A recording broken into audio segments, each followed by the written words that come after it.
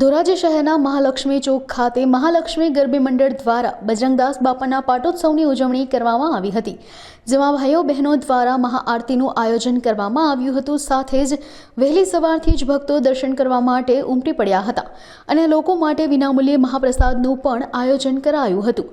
બાપાના 13મા પાટોત્સવની ભાવભેર ઉજવણી કરવામાં આવી હતી, જેમાં મહાલક્ષ્મી ગરબી મંડળના ટ્રસ્ટીઓ, આગેવાનો, યુવક મંડળના કાર્યકર્તાઓ ઉપસ્થિત રહ્યા હતા। મારું નામ ચંદુભાઈ પટેલ, મહાલક્ષ્મી મંદિરનો ટ્રસ્ટી છું। મહાલક્ષ્મી ચોકમાં મહાલક્ષ્મી ગરબી મંડળ દ્વારા બાપા સીતારામની પ્રાણ પ્રતિષ્ઠા આજથી 12 વર્ષ પહેલાં કરવામાં આવી। આજે એમનો 13મો પાટોત્સવ છે અને દર વર્ષે મહાલક્ષ્મી ગરબી મંડળના યુવકો દ્વારા દાતાઓના સાથ સહકારથી પ્રાણ પ્રતિષ્ઠાના દિવસે પ્રસાદીનું આયોજન કરવામાં આવે છે અને પાકી પ્રસાદી દર્શનાર્થીઓને મફત આપવામાં આવે છે। મહાલક્ષ્મી ગરબી મંડળના યુવકો દ્વારા જે કાર્ય થઈ રહ્યું છે